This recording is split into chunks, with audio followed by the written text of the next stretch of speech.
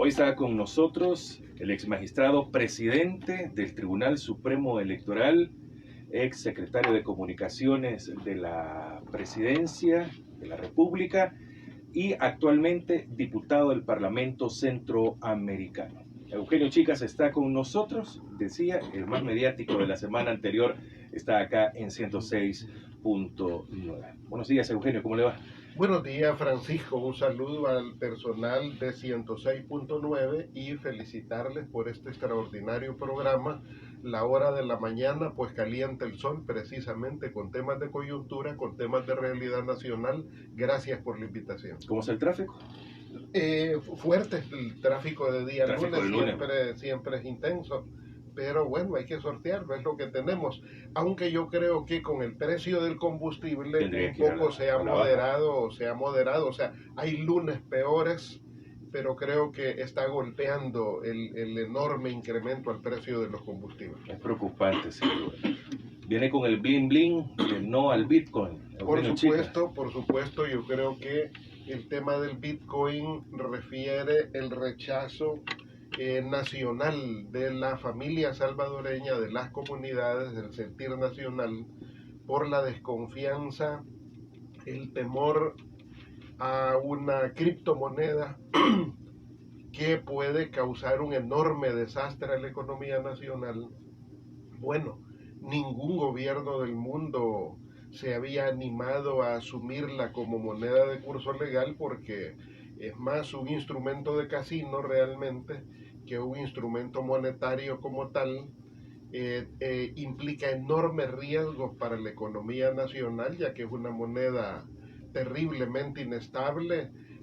Cuando la aprobaron, por ejemplo, estaba a 64,000 por dólar, luego se derrumbó a 30,000, se ha venido recuperando, pero no llega tan siquiera a los 40,000. Entonces, esa volatilidad la convierte en un instrumento peligroso para cualquier economía, y en este caso lo actuado por el gobierno y la Asamblea Legislativa de establecer el uso obligatorio de ese instrumento financiero, eso es lo que lo vuelve riesgoso. Eugenio, no vamos a matar el tema. Tengo tres temas principales, entre ellos vamos a hablar de otras cosas. Vamos a hablar de la comisión en la que usted estuvo el fin de semana, vamos a hablar del Bitcoin y vamos a cerrar esta entrevista hablando de un tema de geopolítica, podríamos mencionar, que ha pasado en Afganistán. Hemos visto imágenes que nos confunden, están alegres, no están alegres, es bueno, es malo. Eso, Eugenio Chicas, es una voz autorizada para poder dar opinión. Bueno, nos decía Eugenio de que si quieren los stickers, las calcomanías del no al Bitcoin, afuera de la radio, calle San Antonio Abad, Colonia Centroamérica 2209, entre el Centro Comercial San Luis y el Redondel de los Torogoces, ahí estamos ubicados, puede venir y en el momento le van a dar su sticker del no al Bitcoin. No importa en el tiempo, no es que va a entrar a la cabina, afuera están ya para darles, y si quieren hablar bueno, pueden esperar también hasta el final. Bueno, Eugenio, usted fue citado para la comisión que investiga las ONGs. Usted sería en este tema el quinto, si no me equivoco, porque ha ido Milena, Lorena, Jorge. Antes de Milena hubo dos personajes que eran más administrativos, que sería como el sexto. Eugenio, yo tengo una pregunta más allá. La comisión, ¿qué es lo que quiere? Bueno, en primer lugar hay que establecer que las comisiones especiales, de acuerdo al artículo 132 de la Constitución, son una muy buena atribución de la Asamblea Legislativa. O sea, la Asamblea por Constitución tiene la facultad de poder establecer estas comisiones, y estas comisiones deberían de estar orientadas a asumir temas de país, a asumir temas de interés nacional que tengan un impacto realmente de fondo para la sociedad. Además, hay que decir que estas comisiones, bueno, tienen la facultad de ocultar, de investigar, pero no son juzgadoras. De ninguna manera son juzgadoras, pero además deben de someterse a un debido proceso, como se establece en derecho, un debido proceso, y estas reglas las rompe la actual legislatura de mayoría cian, en primer lugar porque no hay un debido proceso. Lo que encontramos en estas comisiones es un criterio preconcebido, o sea, no hay efectivamente una búsqueda de la verdad, sino más bien estas comisiones desde la publicidad, desde la presencia mediática de los medios legislativos y gubernamentales, antes que el entrevistado pueda llegar ya lo han condenado. O sea, Torquemada y la Santa Inquisición se quedan chiquitos en relación a la condena mediática que esta comisión establecen de manera previa, estableciendo un criterio previo que está en contra de un debido proceso, porque además son conocidas muchísimas publicaciones de las cuentas de Twitter de los miembros de la comisión adelantando criterio antes de la llegada de cualquiera de los entrevistados. Entonces, por lo tanto, no están siguiendo un debido proceso, es más bien la Asamblea Legislativa con este ejercicio se está convirtiendo en una especie de parodia de telenovela en la cual pues el teatro que se monta con eso tiene la particularidad de que los hilos del titiritero están en Capres y como tal la voz en este caso surge desde Capres, o sea el ventrílocuo de la comisión está en Capres. Incluso llega la desfachatez de que vía chat les están enviando las preguntas que están formulando los diputados desde Capres, y eso hace que en este caso esta legislatura pierda las características constitucionales de independencia y de un poder del Estado que debería y podría utilizar este tipo de instrumento constitucional para establecer la verdad.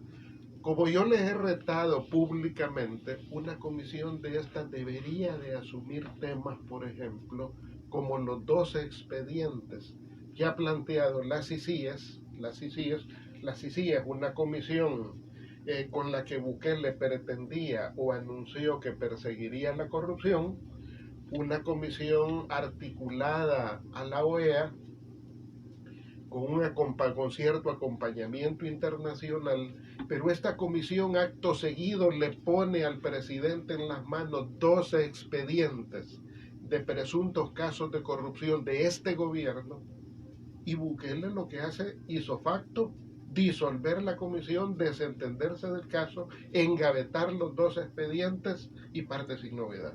Entonces yo creo que temas como ese, que son tan calientes, tan de actualidad, pues debería de asumirlos una comisión especial legislativa para investigar. Bueno, con la presidencia de la República hay un grupo, parece ser que grande, hay imágenes, hay nombres, nadie lo ha negado, de presuntos asesores venezolanos que acompañan todas las iniciativas gubernamentales, que son vistos porque son los que conducen muchas de las iniciativas políticas de este gobierno, y la ciudadanía se pregunta, bueno, ¿y estos 12 venezolanos, o este grupo de venezolanos, quién los paga? ¿De dónde salen los recursos? ¿Dónde están las partidas que cubren ese financiamiento? Pero para eso no hay comisión especial que investigue. ¿Por qué?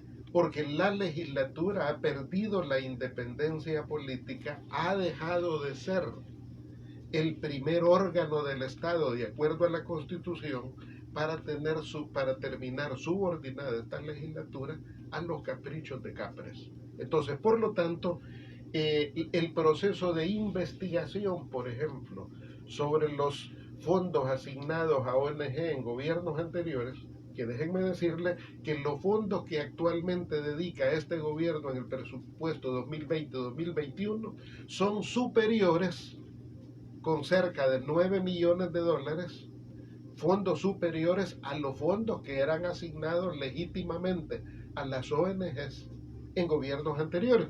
¿Por qué? Porque el trabajo de las ONGs es fundamental para el desarrollo nacional, porque las ONG son instrumentos regulados, no son establecidos tanto en la Constitución como en la ley de ONGs y asociaciones que fue aprobada en diciembre de 1996. Yo era diputado entonces cuando discutimos y aprobamos esa ley, y es un instrumento moderno y es un instrumento que cuenta con todas las prerrogativas de auditabilidad cuando estas entidades reciben fondos públicos. Entonces, por lo tanto, desde mi opinión, lo actuado desde esta comisión, lo actuado desde la comisión, más bien es un show político, insisto, donde el titiritero opera desde Capres, donde el ventrílocuo de la voz de las preguntas que están surgiendo en la comisión son establecidas desde Capres, y por lo tanto ha perdido legitimidad, porque la gente se pregunta, bueno, ¿y por qué en esa comisión no desfilan los aliados del gobierno que están involucrados en ONGs y fundaciones, que de la misma manera deben de ser auditadas y controladas? Porque en este caso, déjeme decirle que mi punto de vista es que toda institución que maneja fondos públicos efectivamente debe de ser auditada, y para eso está la Corte de Cuentas de la República. Y en este caso, la ONG por la que me han llamado, que ha sido Fundaspad, los recursos que ha manejado del erario público han sido debidamente auditados por la Corte de Cuentas, y esas auditorías además son públicas. Se puede acceder por la Ley de Acceso a la Información, que es uno de los instrumentos más modernos que creó los gobiernos del Frente, que apoyaron y propusieron a la Asamblea Legislativa los gobiernos del Frente, y es vía los mecanismos del acceso a la información pública que se puede conocer los programas, los proyectos que financió Fundaspad y muchas otras ONGs, y la auditoría de esos financiamientos, de cómo de manera transparente se utilizaron esos financiamientos. Pero hoy más bien lo que hay es una campaña política para generar una telenovela que mantenga distraída la opinión pública, en tanto el gobierno nos quiere imponer monedas digitales, como es el caso del Bitcoin. O sea, esta es una nueva cortina de humo del gobierno, estas comisiones legislativas, más bien para encubrir el propósito de los planes que está impulsando para torcer y retorcer la economía salvadoreña. Eugenio, ¿en qué se parece esta comisión a la comisión que tenían del expresidente Francisco Flores, donde el FMLN era la bancada mayoritaria en esos momentos? Por eso señalo de que las comisiones son un excelente instrumento legislativo de rango constitucional, que tienen una metodología que no se está siguiendo en este caso. Por ejemplo, ha habido comisiones en el pasado para poder establecer sendos casos de interés público, como han sido el uso de millonarios fondos en el pasado. O sea, ese tipo de instrumentos para investigar la corrupción es válido.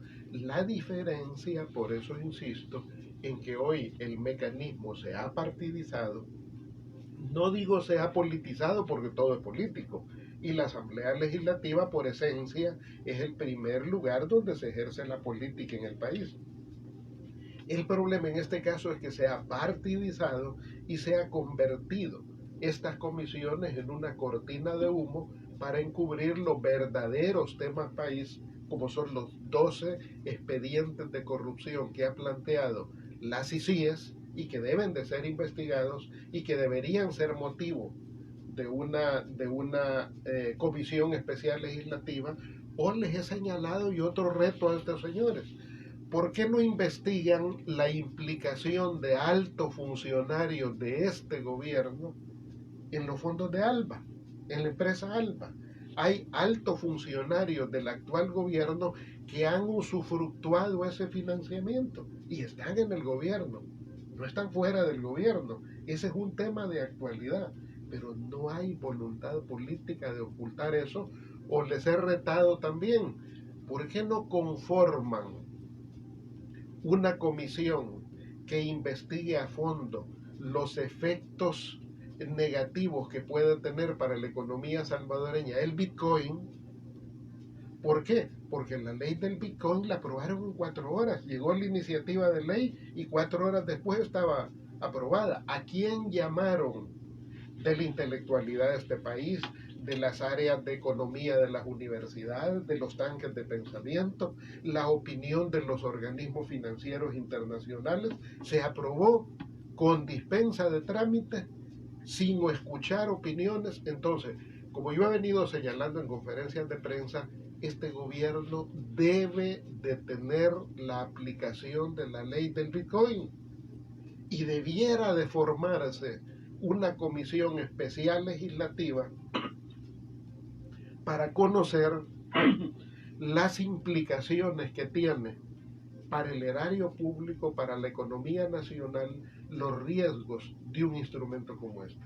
Entonces, pero eso debe de ser motivo de una comisión legislativa. Y lo idóneo es detener en este caso la echada en marcha el día 9 de septiembre de esta iniciativa de ley para poderse el país dar el tiempo de ocultar, bueno, no es por gusto que ningún país la haya asumido, bueno, esto amerita una comisión legislativa. Entonces, por eso yo creo que hay diferencias sustantivas del uso pasado de los mecanismos de comisiones especiales y del uso partidista que la bancada CIAN, conducida desde Capres, está haciendo en estos momentos. Eugenio, ¿se está satanizando a las ONGs o solo es a las ONGs vinculadas, en este caso al FMLN? Este es un tema muy importante porque hay un flanco que surge en la comisión y es el hecho de que quienes integramos partidos políticos, de acuerdo al criterio de la comisión y de este gobierno, no tenemos derechos constitucionales de podernos organizar en ONGs. Porque se dice, es que ustedes son de un partido. ¿Y por qué van a estar en las ONGs? Bueno, sencillamente porque el artículo 7 de la Constitución establece el derecho constitucional de libertad de asociación que abarca a todos los ciudadanos independientemente de si son parte o no de un partido político. Pero entonces surge otra pregunta. ¿Por qué en fundaciones como Fundaspad la mayoría de gente que le integra es del FMLN? ¿Por qué? Bueno, porque no hay nada que lo prohíba. No hay ninguna ley que lo prohíba. Y eso no hace que esa fundación sea parte del FMLN, porque ninguna fundación por ley puede ser parte de un partido político. O sea, son instituciones de la sociedad. Que muchos militantes están en esa ONG, claro, como yo le dije en su cara al diputado Caleb Navarro, usted pertenece a una iglesia que juega un papel extraordinario en este país, que es la Iglesia Luz del Mundo, que aporta muchísimo, no solo en el terreno de la fe cristiana, sino también en el desarrollo económico y social del país. Luz del Mundo tiene aproximadamente un poco más de 120 iglesias a nivel nacional. Todas las iglesias de Luz del Mundo tienen ONGs, asociaciones en cada una de las iglesias, desde donde ven temas de desarrollo local, cooperativas, grupos productivos, y eso le aporta al país. ¿Quiénes son parte de esas instituciones, de esas asociaciones? Los hermanos de la iglesia y hermanas de la iglesia, de esa iglesia, no de otra iglesia, de Luz del Mundo. Y hacen, repito, una extraordinaria labor encomiable que debe de seguir creciendo esa obra como todas las iglesias. ¿Es responsabilidad de la iglesia las fundaciones y asociaciones que surgen en su seno? No. la responsabilidad sobre las fundaciones y asociaciones de la iglesia son de los miembros que integran esas asociaciones y no se puede responsabilizar a la iglesia por las actuaciones de esas personas y el manejo de los recursos de esas personas. De la misma manera, por ejemplo, hay países donde hay fundaciones que promueven el boxeo y es usual que personas afines a ese deporte se aglutinen con ese fin para promover que otros también se desarrollen en ese espacio. Por lo tanto, el que un partido, que dentro de un partido político, muchos militantes, algunos militantes, decidan organizarse en una ONG, no riñe con la ley. Eso sí, cada asociado de una ONG debe de saber que responde personalmente por los compromisos que establezca su asociación y no un partido político, porque no puede estar vinculado orgánicamente a un partido político. Entonces yo creo que temas como este están en la mesa a la hora de la discusión con esta comisión y, por ejemplo, hay fallas garrafales como la siguiente. Esta comisión tendría que haber agotado en una primera instancia el paquete de auditorías que la Corte de Cuentas le hizo al manejo de aquellos fondos públicos. Por ejemplo, en el caso de Fundaspada, una institución que a lo largo de su vida, porque hoy se ha extinguido Fundaspada, manejó que 6, 7 millones de dólares, de los cuales solo el 10% eran fondos gubernamentales, solo el 10%.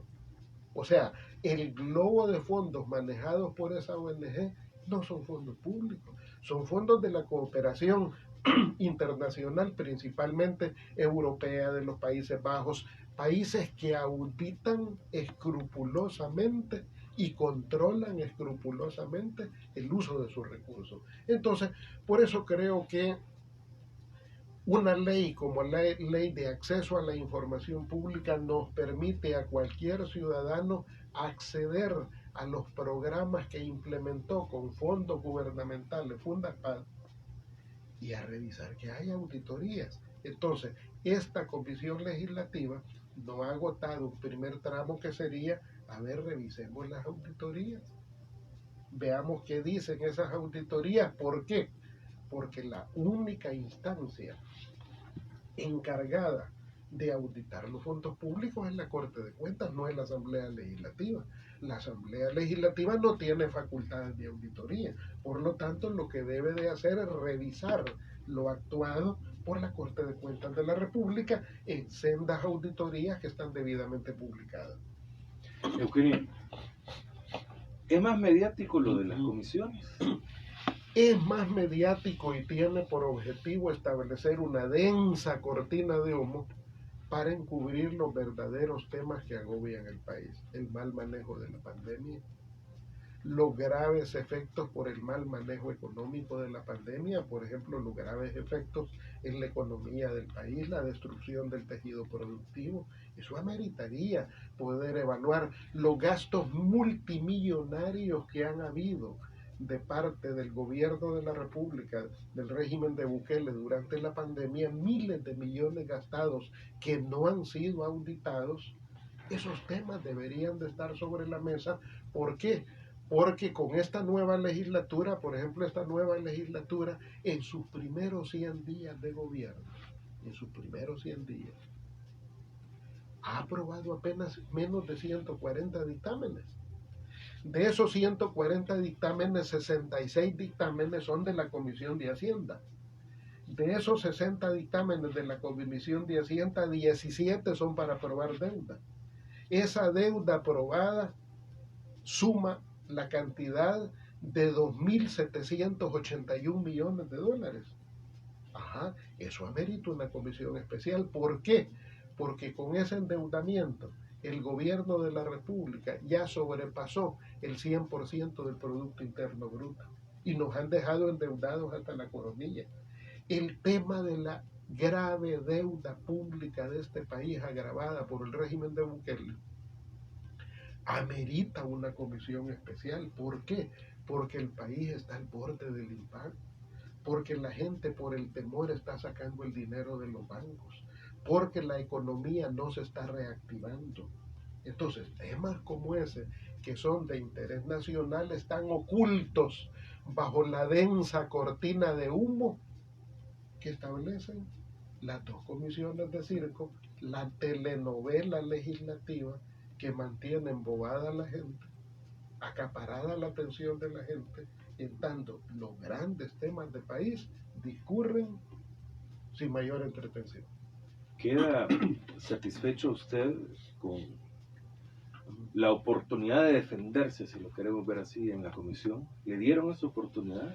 Así yo he agradecido a la comisión públicamente, le puse un tweet donde les agradezco haberme facilitado la plataforma para posicionar uno de los verdaderos temas de país como es el Bitcoin. O sea, esa fue la oportunidad mágica que tuve para decirle a la gente, mire, no es este el tema, no son las ONG el tema es el Bitcoin, el tema es el agua, el tema es la crisis económica nacional. En ese sentido, no, la comisión no le da ni tiempo de hablar. Ellos preguntan, preguntan y preguntan, y además con preguntas disparatadas. ¿Por qué? Bueno, uno de los diputados me dice, mire, quiere decir que si usted hubiera sido, hubiera estado, hubiera tenido la responsabilidad, mire, si es que ese gobierno ya pasó, yo no tuve la responsabilidad que usted cree que yo pude haber tenido. Yo fui secretario de comunicación. Y por eso le dije, es que si mi abuelita tuviera ruedas sería bicicleta. O sea, no podemos sobre supuestos, porque lleva a ese colmo. Decir, mire, quiere decir que si usted hubiera estado en tal posición, hubiera, o sea, si era en relación a si yo hubiera estado en la Secretaría de Asuntos Estratégicos, el tema hubiera sido, no, mire, si mi abuelita tuviera ruedas sería bicicleta. O sea, una comisión de investidura constitucional no puede actuar sobre supuestos. ¿No están preparados? Realmente no. Yo creo que ¿O ese es el sistema? Las dos cosas. Individualmente dan lástima. Individualmente no tienen experticia política ni dominio de técnica legislativa, que es elemental. Es elemental. Entonces, por un lado, y por otro, la plana que realizan, los hilos están, el teatro que realizan, los hilos están conducidos desde Capres, y el ventrílocuo, que es el que pone la voz de los contenidos de lo que ahí se pregunta, pues también están conducidos desde allá, y cuando algún mensaje falla, es que se da ese desaguisado de no saber ni qué preguntar. Entonces, pero el tema en realidad no es el teatro. No, el tema de fondo es la distracción. Ese es el tema de fondo. ¿Por qué? Porque un instrumento tan importante como son las comisiones legislativas de rango constitucional no está siendo utilizada como herramienta, sobre todo para una bancada que tiene la oportunidad de ser poder omnipotente en materia legislativa, ya que un solo partido domina todas las formas de votación de la legislatura. Entonces, y con ese poder político podrían hacer maravillas en beneficio del país. Pero realmente lo que está ocurriendo es que se está engordando el proyecto personal de Bukele. Eugenio, estamos a menos de un mes de que entre la ley Bitcoin. ¿Qué tan preparados estamos? ¿Qué tanto sabemos? Bueno, realmente sendas consultas de opinión establecidas por la Universidad Gavidia, por la UCA, por la Tecnológica, han establecido varios parámetros. Uno, que la gente no está debidamente informada y a estas alturas no conoce exactamente lo que la Asamblea ha aprobado. La gente lo único que percibe es la amenaza de algo malo, de algo indebido que se cierne sobre sus cabezas. Y es que esa percepción, ese temor de la gente no es no es casual ni es inventado. Corresponde a todas las opiniones mediáticas que han habido de personeros de organismos financieros internacionales, Banco Mundial, Fondo Monetario Internacional, tanques de pensamiento, expertos financieros, que ya señalan que el uso de criptomonedas debería de ser una prerrogativa voluntaria. O sea, si a alguien le sobra dinero y así como juega en la lotería, como juega en el casino, quiere jugar a las criptomonedas, en buena hora, si es su pisto. Cada quien hace con su pisto lo que quiere. Entonces, si ese fuera el rango de una ley que deja a la voluntariedad el uso de un instrumento financiero como ese, pues no hay problema. O sea, en el país funciona casino, funciona lotería. Entonces, igual podría ser el Bitcoin. Sin embargo, lo que tenemos es una ley que obliga el uso de esta criptomoneda. En un momento en que los organismos financieros internacionales nos dicen que los fraudes financieros con el uso de esta moneda están creciendo a nivel internacional. ¿Por qué crecen esos fraudes? Porque esa moneda tiene varias características. Una característica es el anonimato. Otra característica es la descentralización. ¿Sería la bondad? Bueno, para lo que hacen las cosas ocultas, sí, por supuesto, para el crimen organizado, para el narcotráfico, para las extorsiones, estas son bondades. Para quienes quieren lavar dinero, en buena hora, por supuesto que sí, es maravilloso. Una moneda que no es rastreable, que es anónima, la posesión de esa moneda, que está descentralizada porque no tiene los rigores de un sistema financiero que la controle. Entonces, una maravilla para quienes hacen las cosas mal, insisto, lavado de dinero, narcotráfico, contrabando, etcétera, manejo de dineros ocultos de corrupción. Entonces, ese tipo de cosas es una ventaja para ese segmento de la sociedad que hace cosas ocultas, por supuesto. Entonces, en este caso, este instrumento financiero, además de estar descentralizado, tiene la característica como tal de que hoy el Estado salvadoreño le abre la puerta para que sea una moneda de curso legal. ¿Cuáles son las amenazas que se ciernen sobre la economía salvadoreña? Una, la más importante, que una criptomoneda se convierte en una aspiradora que absorba los dólares de la economía nacional. Alguien trae dólares y como hay un fondo de respaldo del Estado, trayendo criptomonedas, puede chupar los dólares de la economía y llevárselos, sencillamente. O lo que ha venido ocurriendo, porque otra de las características de esta criptomoneda es su volatilidad. ¿Qué significa? Que su valor cambia de manera tan radical y abrupta que puede dejar en la quiebra. Los multimillonarios no tienen problema porque hoy pierden 5 millones, mañana ganan 10. Ese no es problema. O sea, conocen y deciden sus rangos de riesgo. Pero para un trabajador que depende de su salario, que su salario, el salario mínimo, lo que sea, está claramente tabulado para pagar el colegio, para pagar el bus, para pagar la energía eléctrica, para pagar la casa, para pagar el crédito, y no tiene esos rangos. ¿Qué pasa con una criptomoneda que cuando la aprobaron valía 64,000, bajó a 30,000, ha subido a 35 y tal vez llegue a 40,000, pero ya no está en 64,000? O sea, es como que le digamos a la gente, mire, de su salario compre la lotería y a ver qué tal le va.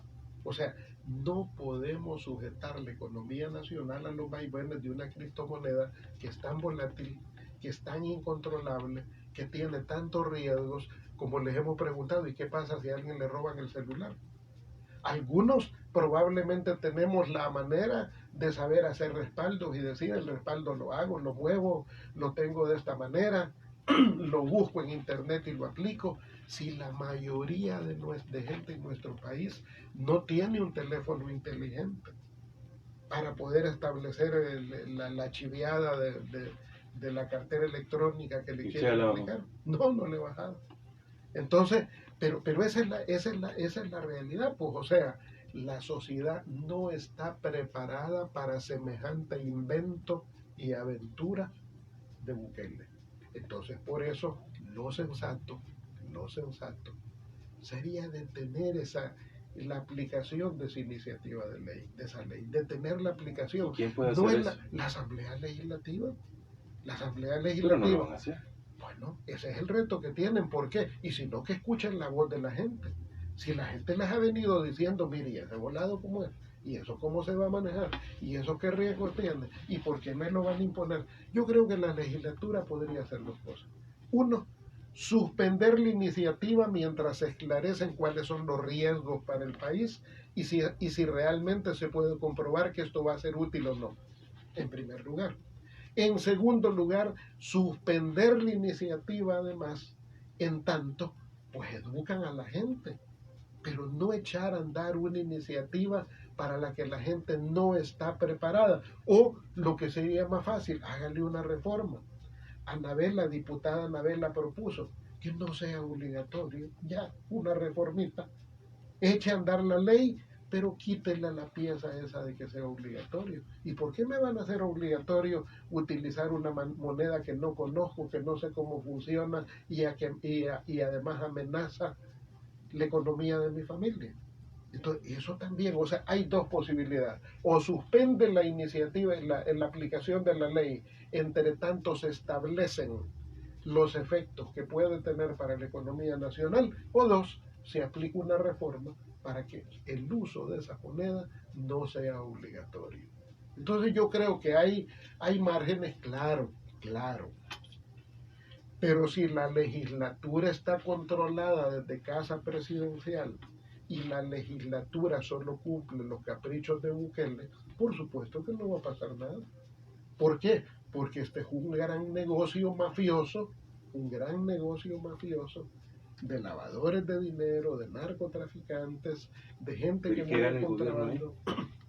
Nada, que ese es el tema, que no gana nada. ¿Y quién hasta gana? hoy, bueno, quienes manejen, por ejemplo, una pregunta que un especialista se hacía hace poco, ¿y bajo qué licitación pública se identificó la empresa que va a construir la wallet, la chequera, la cartera digital, o la empresa que va a manejar las características de esta criptomoneda? ¿Cuándo hubo proceso público para que empresas internacionales compitieran con eso? Entonces, desde ese momento, desde que es Capres, es el gobierno el que decide a quién contrata, ya uno se puede imaginar a dónde van los beneficios. Eugenio, ¿toma como bandera usted el no al Bitcoin? Esta es una de las... Sí, he tomado esta bandera. Hay varias banderas de interés nacional en estos momentos. Por ejemplo, el país tiene la amenaza de una reforma constitucional que en realidad lo que esconde es un nuevo mecanismo de constituyente. Por ejemplo, pretenden reformar 212 artículos de los 274 o 276 artículos de la Constitución. O sea, realmente le están dando vuelta a toda la Constitución. O sea, es una constituyente disfrazada de reforma. Ese es un gran tema de interés nacional. Otro tema de interés nacional, el tema del agua. O sea, hoy en septiembre nos van a encaramar una ley con la mayoría de la bancada cian, sin consulta con la gente. Hay otro tema de interés nacional, los graves efectos económicos y el endeudamiento público derivados del mal manejo gubernamental de la pandemia. Y está el tema del Bitcoin, que este tema tiene la característica de significar una afectación a toda la sociedad salvadoreña. Entonces, por lo tanto, yo creo que el Bitcoin tiene la característica de poder generar la unidad necesaria del país para poder resistir a una política gubernamental equivocada, totalmente equivocada. Y yo creo que es de las mayores afectaciones que el país puede enfrentar y pueda tener. Entonces, a partir de esa razón es que yo he asumido esta iniciativa, pero yo no represento a nadie, ojo. ¿Cómo que no representa a nadie? No represento a nadie en el sentido que, bueno, yo soy militante, soy tropa del FMLN, pero esta iniciativa no la asumo como FMLN, no. Esta iniciativa la asumimos mi familia y yo, y somos nosotros los que vamos a la calle, y la gente se nos está sumando. Y aquí caben en esto personas de distintas ideologías, de distintos partidos políticos. No es partidario, no.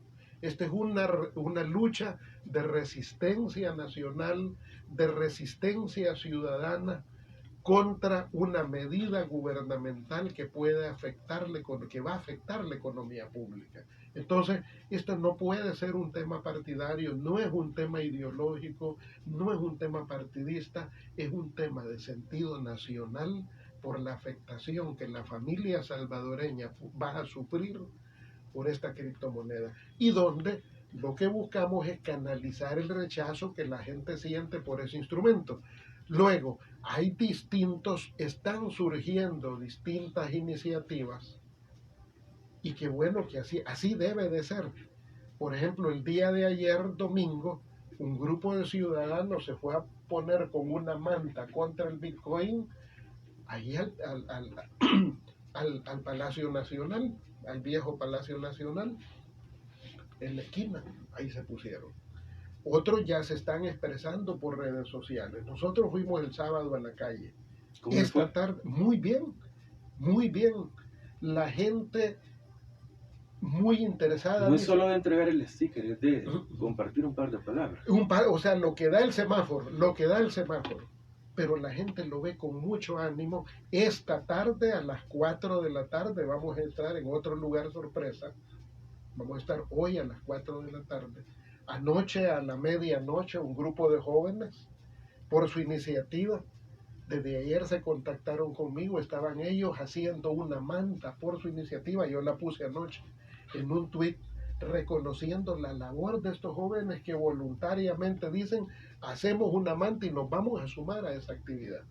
Entonces, yo creo que esto así va. O sea, hay gente que me ha dicho, mire, mándeme el arte porque yo voy a ver dónde lo imprimo. ¿Cómo no? Le envío el arte y usted imprima lo que pueda, en una hoja de papel bond, en una pegatina, etcétera. O sea, lo importante es que la gente se exprese su rechazo contra un instrumento que pone en riesgo la economía nacional, la economía de su familia, que pone en riesgo la credibilidad del país. Por ejemplo, ya vimos el efecto que ha tenido en la comunidad financiera internacional con el desplome de los bonos de El Salvador por la incertidumbre financiera que tiene este país. Entonces, por la amenaza de este tipo de instrumentos, los bonos del país están cayendo a la basura. El país ha sido descalificado económicamente a CAA1, que es una medición negativa por Moody's. Entonces nos están descalificando las empresas especializadas en riesgo, porque este gobierno está manejando muy mal la economía, porque la amenaza del Bitcoin pone en riesgo la credibilidad del país y descalifica la credibilidad del país.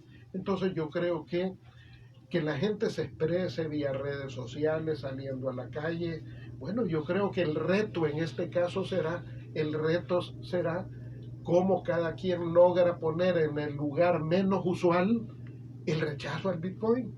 Ese es el reto en estos momentos. ¿Y usted le trataron de impedir ingresar hacia la asamblea? ¿O adentro de la comisión le dijeron algo? Lo que pasó fue, antes de entrar a la comisión, me detuve, me colgué mi bling bling, preparé mis materiales porque ellos no sabían qué llevaba yo. Y cuando entré, pusieron los ojos de plato, voltearon a ver a la presidenta, los ojos decían, miren, ¿qué hacemos? No hallaron qué hacer. Ella se levantó y fue a consultar, me imagino que a Capres.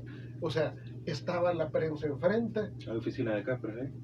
No, la oficina de Capres, pues por radio y por teléfono está controlando todo lo que están haciendo los diputados. Ahí no hay sapo que pegue de un brinco, o sea, Capres controla absolutamente todas las iniciativas que ventila la legislatura. La Asamblea ha perdido totalmente la independencia como poder del Estado, ya es una oficina más de casa presidencial la legislatura. Por ejemplo, en estos 100 días, por ejemplo, hay comisiones, no continúe con ese tema, hay comisiones, por ejemplo, la Comisión de Municipalismo de la Asamblea Legislativa no ha hecho ni un solo dictamen con la grave crisis que tienen las alcaldías, ni un dictamen, ni un solo dictamen. Lo del FODES, lo poquito que les ha dado Hacienda, es un invento de Hacienda, pero la Asamblea Legislativa, la Comisión de Municipalismo de la Asamblea Legislativa no ha hecho ni un solo dictamen. Comisiones de familia, la Comisión de la Mujer, la Comisión de Justicia y Derechos Humanos, la Comisión de Defensa, la Comisión de Seguridad Pública, todas ellas un dictamen cada uno, un dictamen, no, pero por la legislatura han desfilado 42 funcionarios y funcionarias de este gobierno, porque la Asamblea se ha convertido en la caja de resonancia de la publicidad gubernamental. O sea, dictámenes no hacen, pero visitas de los titulares, 42 visitas en 100 días, a hablar de las supuestas obras, por cierto, que son obras que están inaugurando del gobierno anterior todavía. Del gobierno del profesor Sánchez Serén quedaron 147 obras, que son las que ha venido inaugurando este gobierno, como la de la carretera al Puerto de la Libertad. Son obras que estaban. El bypass de San Miguel, si esa quedó financiada, planeada. No se hace de la noche a la mañana. Así es, o sea, todas esas obras estaban financiadas, aprobadas y planificadas. Entonces, este gobierno realmente, además del galerón de vacunación, del galerón que no llegó a ser hospital, pues no tiene otra cosa que mostrar. Entonces, por eso digo, en este caso es una lástima la legislatura como ha perdido la oportunidad de incidir en los grandes temas del país, pero insisto, el Bitcoin, luchar contra el Bitcoin es la oportunidad también de articular la lucha de oposición en el país, la resistencia por aquellos grandes temas nacionales que afectan a la gente. Y yo sugiero, vamos paso a paso, generemos unidad en torno a la lucha del Bitcoin y ya vendrán otros temas. A mí no me interesa encabezar ninguna lucha, no. Yo salgo a la calle con mi familia y hacemos lo que nos corresponde como ciudadanos, en esa condición. Si otros se nos suman, en buena hora. No debe de haber sectarismo, no debe de haber hegemonismo. Lo que debe de hacer es un compromiso de todos, de darse cuenta que todo lo que usted haga desde las redes sociales es importantísimo, síganlo haciendo, pero no basta. La calle se gana en la calle, vamos a la calle. ¿Es el momento de la organización nuevamente? Es el momento de la organización. Yo creo que es el momento, toda sociedad en la medida en que está organizada puede hacer prevalecer sus derechos. El derecho de asociación y organización está regulado y protegido por la Constitución y por lo tanto la mejor manera de defender los intereses de la sociedad es organizarse desde la base, desde la comunidad, organizarse en la comunidad, organizarse en los gremios laborales, organizarse en sectores profesionales, organizarse en grupos estudiantiles, organizarse en ONGs, en fundaciones, en las iglesias, en lo que sea, pero la gente debemos de estar organizados y estar activos y participando en estos importantes temas de país. ¿Por qué? Porque estamos luchando por nuestros hijos, por nuestros nietos, por nuestra familia, por el futuro de la sociedad. O sea, no podemos depender que de las locuras de un gobierno dependa el descalabro de un país. Bueno, el nivel de endeudamiento que tiene nuestro querido país ya sobrepasó el 100% del Producto Interno Bruto. Como dice la CEPAL, la economía de El Salvador y de Centroamérica solo se empezará a reactivar allá por el año 2024.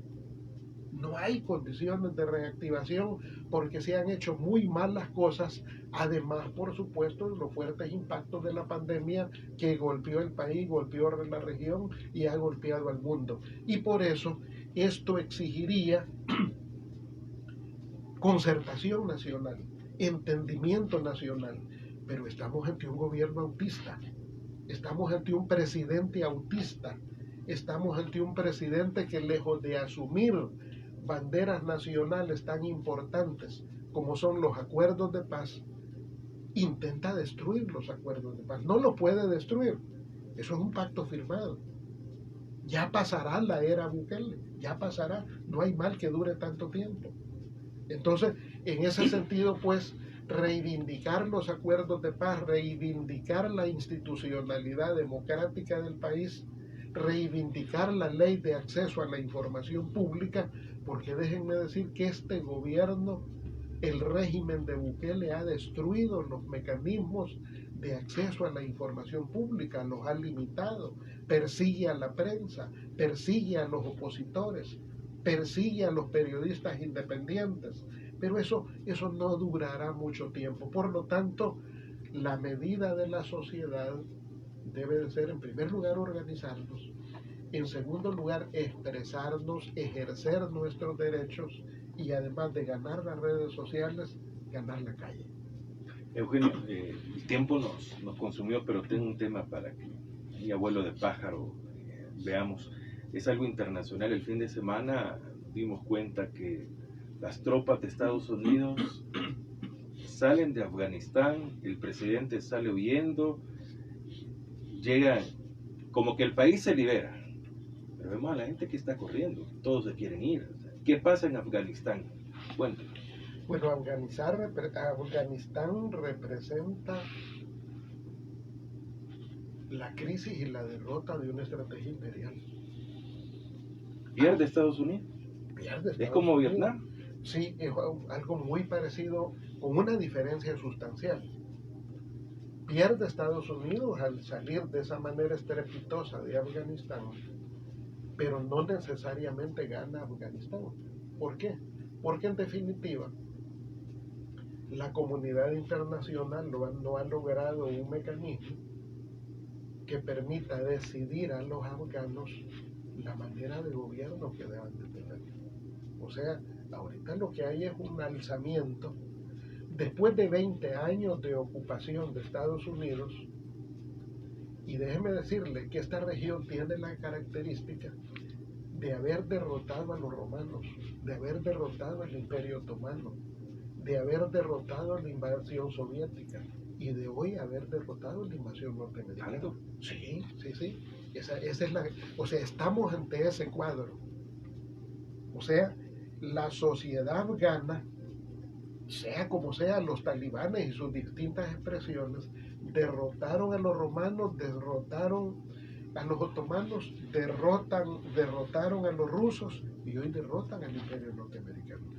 Y el problema es que eso no significa que Afganistán quede en una condición maravillosa y que surge una expresión democrática y un gobierno que los afganos quieren. No, ahí hay un fenómeno tribal muy complejo, donde lograr que esa sociedad se ponga de acuerdo sobre quiénes deban legítimamente gobernar va a ser un tema muy complejo.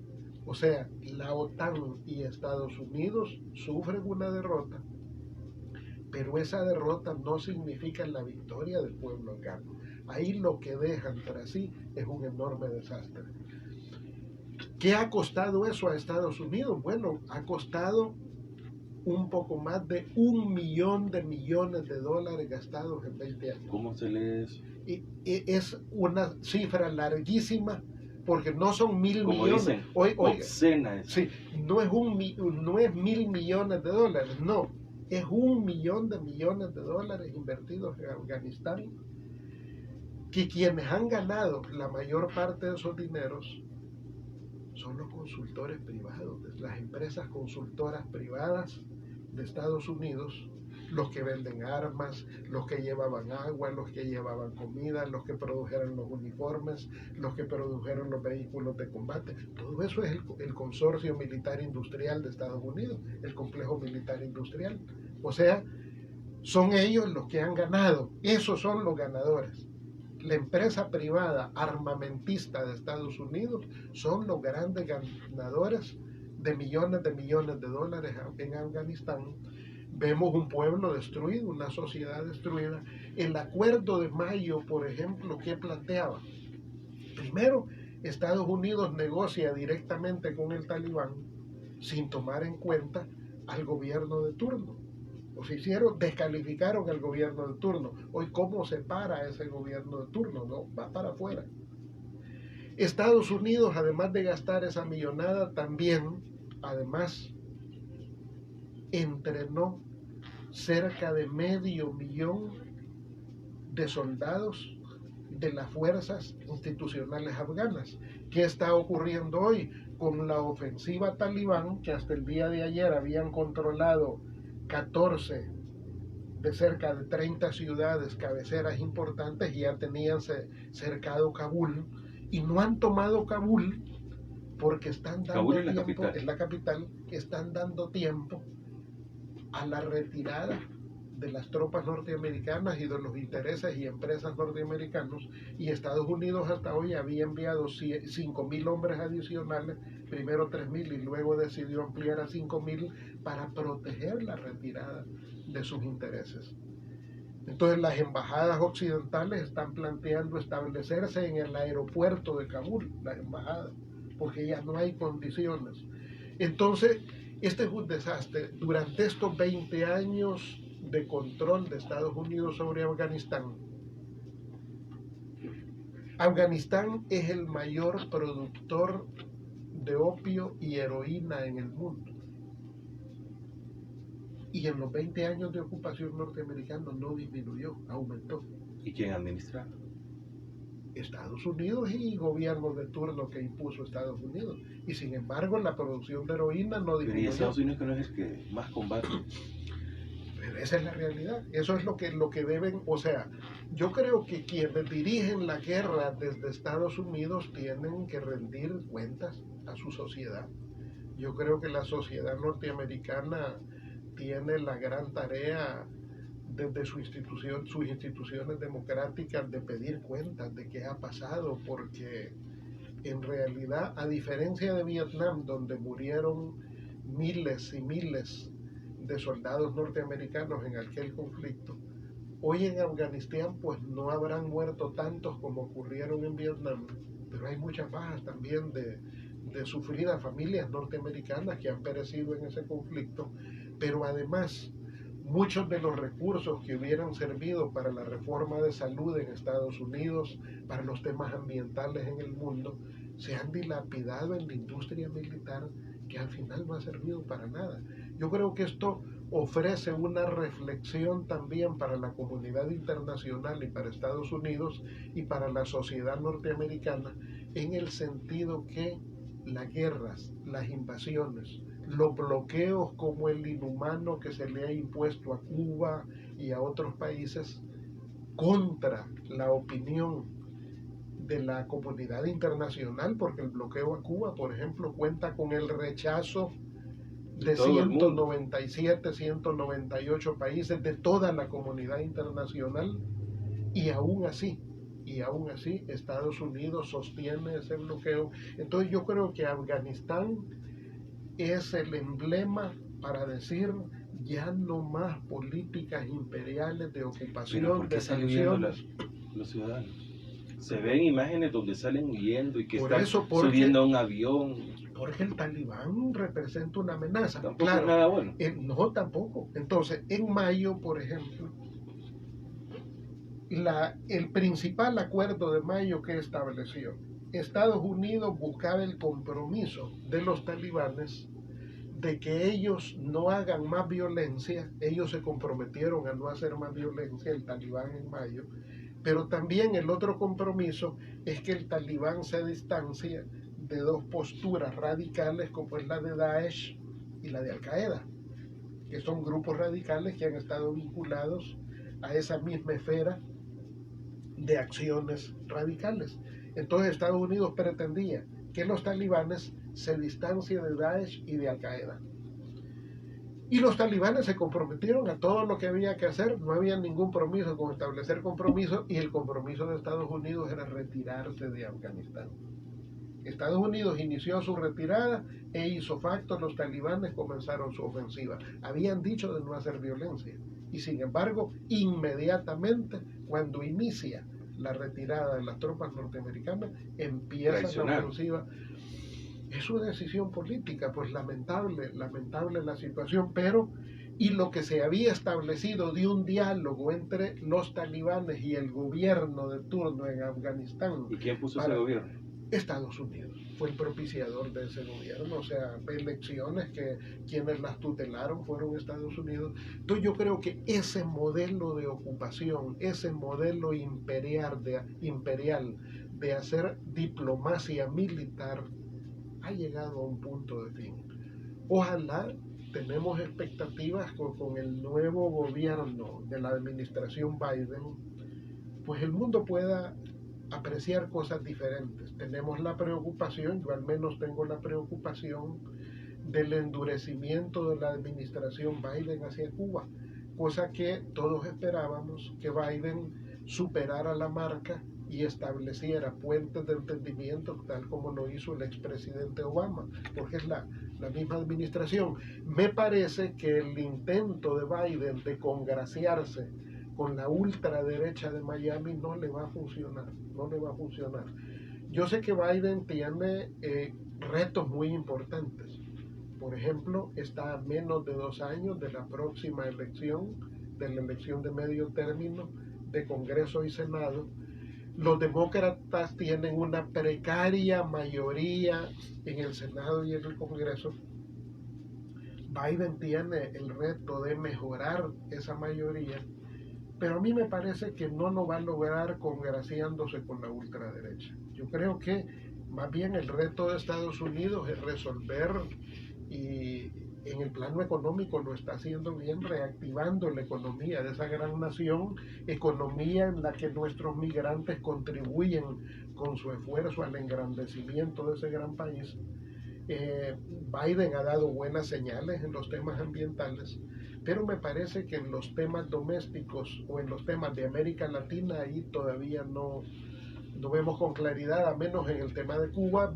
Vemos con buenos ojos que Estados Unidos no obstaculice, sino probablemente facilite el proceso negociador que está siguiendo de manera exitosa el gobierno del presidente Maduro de Venezuela junto con la oposición.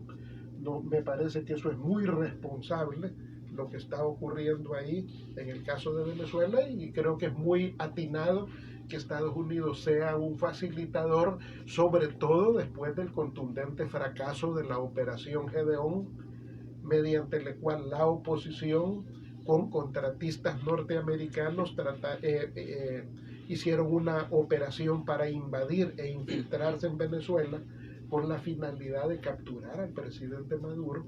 Sin embargo, fracasó la operación, fueron capturados varios de los contratistas, personas de nacionalidad norteamericana, otros colombianos, algo parecido, muy parecido a lo que acaba de ocurrir en Haití, sospechosamente parecido con lo que acaba de ocurrir en Haití, donde son contratistas, empresas norteamericanas las que están atrás de esos golpes, de esas operaciones clandestinas. Entonces yo creo que ese tipo de escenas debería desaparecer a estas alturas.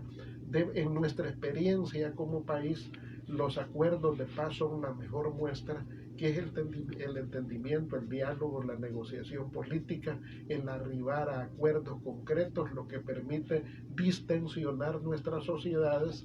Y por eso quienes pertenecemos al FMLN somos de la idea de que fortalecer las rutas democráticas, los caminos de la negociación, del diálogo, es el mejor aporte que podemos hacer a la comunidad internacional. Ese es el aporte, ese ha sido el aporte del FMLN, esa es la experiencia de nuestro país. Entonces, lamentablemente, pues el mecanismo de negociación de Afganistán no ha dado por resultado arribar a una solución democrática que sea representativa de la diversidad étnica y cultural de la sociedad afgana. Bueno, Eugenio, muchas gracias por habernos acompañado. A pesar de que tuvimos muy buen tiempo, pero es muy corto para querer abarcar solo de Afganistán. Hemos pasado hablando horas, ni del Bitcoin ni se diga. Sí. Bueno, Eugenio, muchas gracias. ¿Hay stickers? Sí, por supuesto. Ahí están, así que pueden pasar unos minutos más por la radio para que puedan obtener su sticker de no al Bitcoin. Son grandecitos. Sí. Sí. Es el mismo, perfecto. El tamaño. Entonces el ahí tamaño, le dejo el suyo también. Va a ser la entrega oficial para que lo tengamos. Correcto.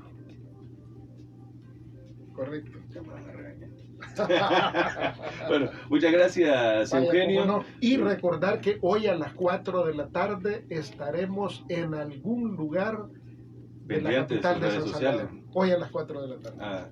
¿Cuál es su Twitter? Porque por ahí va a decir, Eugenio Chica, siempre Eugenio Chica. Eugenio Chica, únicamente. Muchas gracias a todos por acompañarnos. Estrella y Verónica se quedan en A Primera Vista. Buenos días.